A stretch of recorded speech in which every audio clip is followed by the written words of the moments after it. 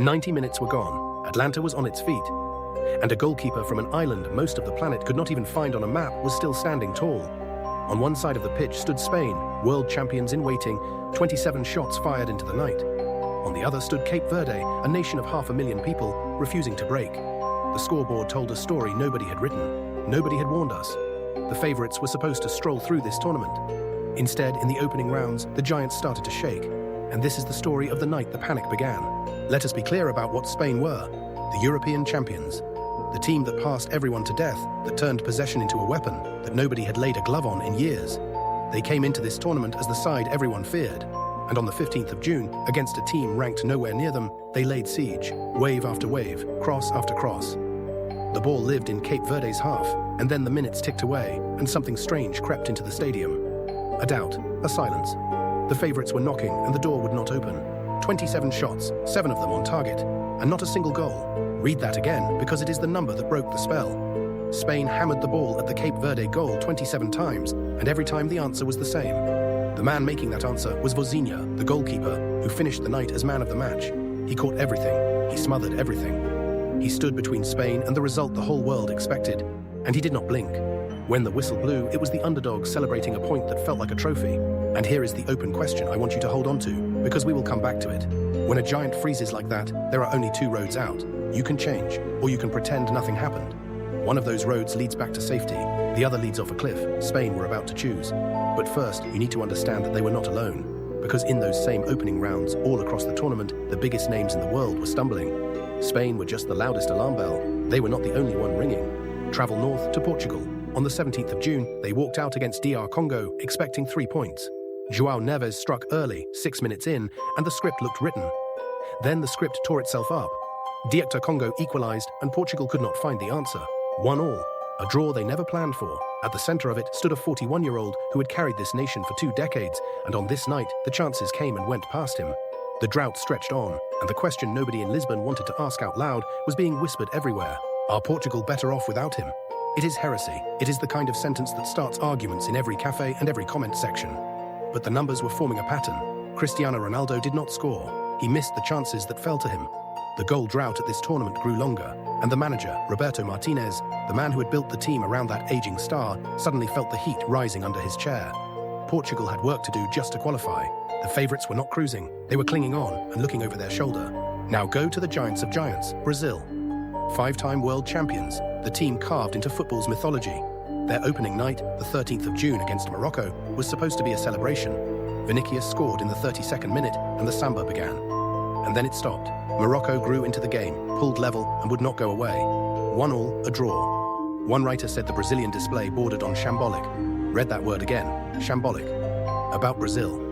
At a World Cup, the yellow shirt looked heavy, and the panic that started in Spain had clearly travelled a very long way. And then, the worst of them all, Belgium.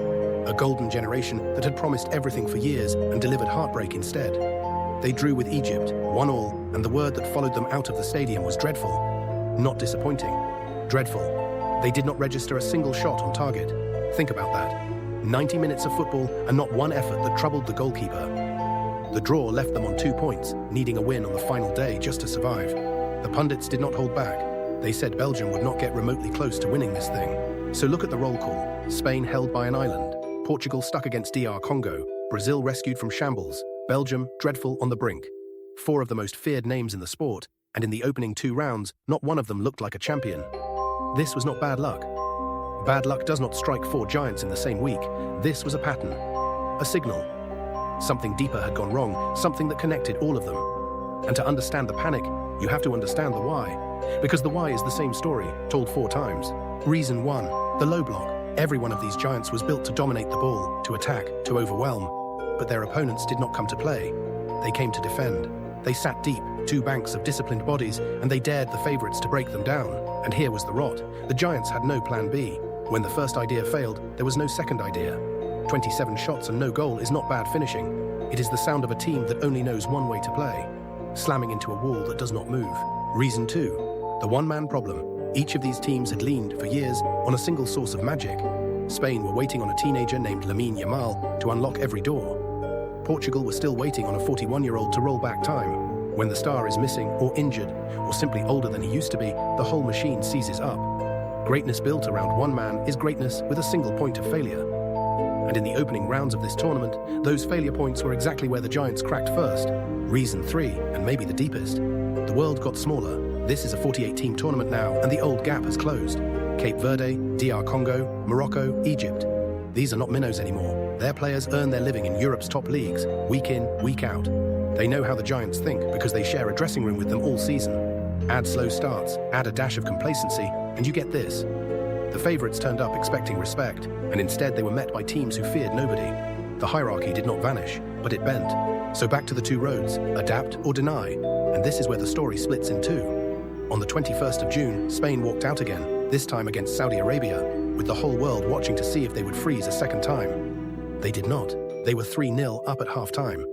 They reset, they changed, they answered every question the Cape Verde Knight had asked. The final score was 4-0. The favorites who froze had thawed, and they had done it by refusing to pretend the problem did not exist. And the symbol of that reset was the teenager himself. Lamine Yamal, back from a hamstring injury, walked onto the pitch and scored his first ever World Cup goal. Oyarzabal added a brace and an assist. An own goal made it 4. The siege that had failed against Cape Verde finally turned into a flood. This was the road back from the cliff edge, and Brazil, in their own way, took it too. They steadied, beat Haiti 3-0, and topped their group on goal difference. The Giants who admitted they were panicking were the Giants who survived. But the other road was still being walked, because not everyone wanted to admit the problem. When the Spanish media tore into manager Luis de la Fuente over his selections, over Rodri's form, he called the criticism incredibly insulting. And there it was, the instinct to defend the old certainties instead of fixing them. Portugal, clinging to a 41-year-old and a manager under siege, faced the same choice. The teams that adapted thawed. The teams that dug in, that insisted nothing was wrong, that the answer was loyalty and not change, were the ones still living on the edge. So here is the verdict. The favorites did not lose this tournament in the opening rounds, but they showed us their fault lines. The ones who froze and then changed, like Spain, like Brazil, bought themselves a future. The ones who froze and called the criticism insulting are still standing at the edge of the cliff, daring the wind to push them. Cape Verde's keeper showed the whole world the Giants can bleed. The only question left is which of them learned the lesson in time.